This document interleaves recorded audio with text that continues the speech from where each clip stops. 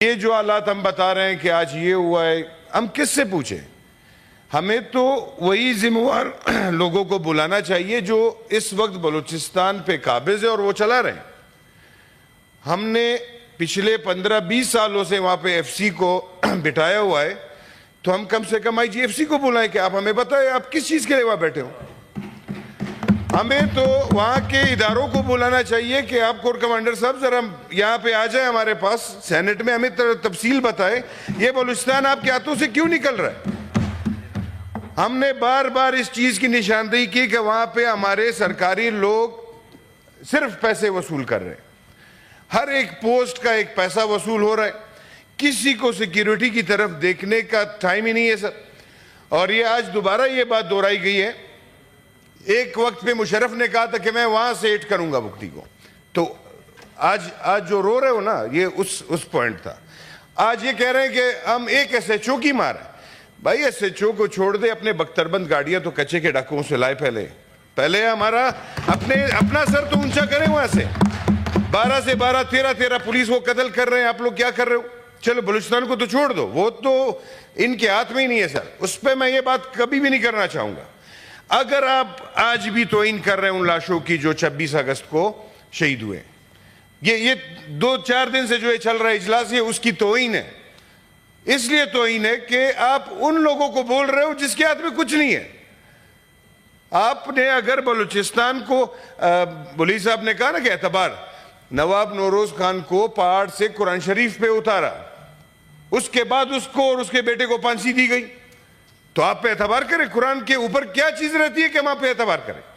یا وہ لوگ جو یہ کہہ رہے ہیں کہ فرق ہمیں معلوم ہے، فرق یہ ہے کہ جو پاکستان کو نہیں مانتا بندوق اٹھائی ہے وہ دہشت گرد۔ ہم یہ نہیں چاہتے سر، ہم تو چاہتے ہیں کہ اس کو دہشت گرد بنایا کس نے، وہ کیوں پہاڑ پہ گیا؟ یہ بلوچوں نے تو پاکستان کو تسلیم کیا تھا، وہ تو پاکستان کا حصہ بن گئے، آج وہ کیوں پہاڑ پہ بیٹھے ہیں پاکستان کی مخالفت کر رہے ہیں؟ اس کا ذمہوار آدمی جب تک آپ نہیں نکالو گے، جب تک کس کی وجہ سے یہ لوگ وہاں بیٹھے اور کون سا وہ کام ہوا ہے، تب تک آپ کا بلوچستان تو کیا ہے، پاکستان ٹھیک نہیں ہو سکتا۔ یہاں پہ ہمارے وزراء آتے، آج جو وزراء یہاں بیٹھے ہیں وہ کس طریقے سے آئے؟ وہ پہلے وزیر بنے، بعد میں سینیٹر بنے۔ اب ان کو ہمیں سننا پڑے گا۔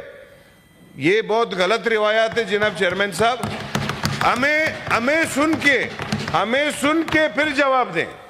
بالکل اعظم نذیر صاحب جو ہے ہمارے محترم ہے، ہمارے سینیٹر ہے، ہمارے بھائی ہیں، لیکن جو منسٹری جس کے پاس ہے وہ ہمیں کم سے کم وہ جواب دے ہو۔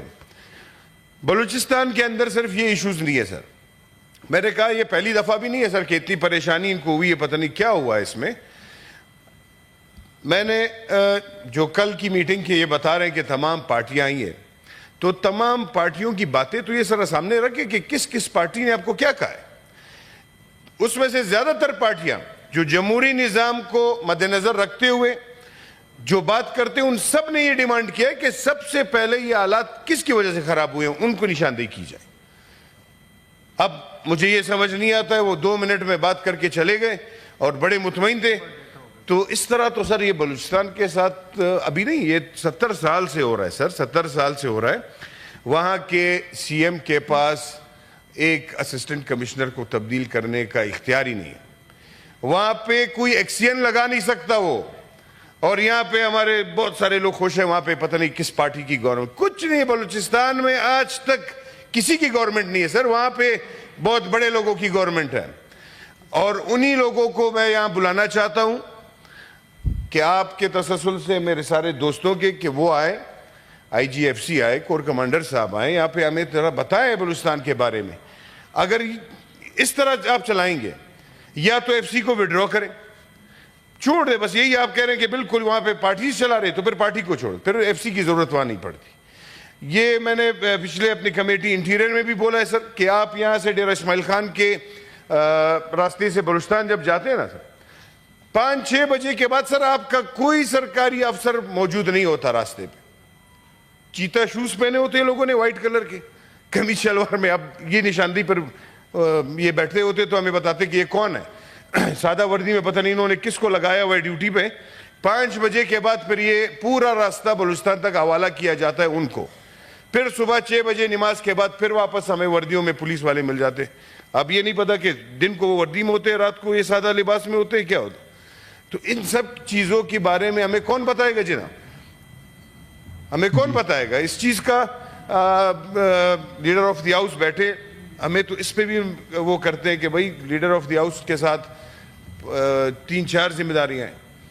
تو ہم تو یہ چاہتے تھے کہ ہمارے پاس ایک لیڈر آف دی ہاؤس ایسا بندہ ہو کہ اس کا آفس کھلا ہو, وہ موجود ہو. ہمارے 10,000 مسئلے ہوتے ہیں, ہم جا کے ان کے آفس میں بیٹھے بات کریں ان سے. اور اگر وہ نہیں آتے بھی, میں نے اعظم نذیر صاحب کو مشورہ دیا تھا کہ ایک تصویر ہماری سردار صاحب کا رکھ دیں, ہم تسلی رہیں گے کہ بس ہمارے ساتھ ہی ہیں. تھینک یو عمر فاروق صاحب. جی سینیٹر ضمیر گھمرو صاحب. سر چیئرمین, میں پہلے تو یہ جو ڈسکشن چلا ہے بلوچستان پر, یہ کافی ان ڈیپتھ نہیں ہے, میں یہ کہوں گا, کیونکہ بلوچستان کا مسئلہ جو ہے وہ 1947 سے ہے, آج سے نہیں. اور اس میں سبھی کو جو ہے وہ پارٹی ایفیلیشن سے بالا تر ہو کر بلوچستان ایشو کا جو ہے وہ اس کے کازز دیکھنے چاہیے, اس کا بیک گراؤنڈ دیکھنا چاہیے, اور اس کے حل کے لیے ریکمنڈیشنز دینی چاہیے. یہ 3 چیزیں ہیں. لیکن ہم ایک نان سیریس جو ہے وہ اپروچ سے, جیسے ہم کہہ رہے ہیں کہ بلوچستان کو 8 ارب چاہیے یا 10 ارب چاہیے. بلوچستان کا مسئلہ 1947 سے ہے. سر میں ایک ہسٹوریکل بیک گراؤنڈ پیش کروں گا, اس کے بعد جو ہے وہ کازز جو ہے بلوچستان کے ایشو کا جو ہے وہ آپ کو جو ہے پیش کروں گا. اس کے بعد میں ریکمنڈیشن دوں گا کہ بلوچستان کا جو ایشو ہے وہ آئینی طور پر کیسے حل کیا جا سکتا ہے. یہ گھمرو صاحب 5 منٹ میں یہ میں 5 منٹ میں سارا کام کر لیں. میں کوشش کرتا ہوں. سر پہلے تو پاکستان پیپلز پارٹی جو ہے, جو بھی ٹیررزم ہوئی ہے, اس کی ٹیررزم کی ایوری فارم میں جو ہے وہ اس کو کنڈیم کرتی ہے. کسی بھی فارم ہو ٹیررزم, اور وہ مارشل لا کی فارم ہے اور کسی دوسری دہشت گردی کی فارم ہے, اور ہم ہی اس کا زیادہ شکار ہوئے ہیں. جنرل ضیاء کی دہشت گردی ہو یا جنرل مشرف کی ہو. جنرل ضیاء کی مارشل لا میں سندھ متاثر ہوا, MRD میں جو ہے وہ ہمارے لوگ شہید ہوئے, اور جنرل مشرف کی جو ہے وہ گورنمنٹ میں بلوچستان متاثر ہوا. محترم اکبر بگٹی کو جو ہے وہ شہید کیا گیا اس دور میں, اور 2007 سے جو ہے بلوچستان اس سے متاثر ہے. تو میرے خیال میں یہ جو کہا جا رہا ہے کہ بلوچستان کا ایشو جو ہے وہ بالکل سادہ ہے, بالکل سادہ نہیں ہے. 1947 میں جو ہے وہ پارٹیشن ہوئی تھی ملک کی. اس کے بعد جو ہے وہ ملک کو بنانا تھا آئین ساز اسمبلی نے. آئین ساز اسمبلی کو 1954 میں ختم کیا گیا, آئین ساز اسمبلی کو جس کو ملک بنانا تھا.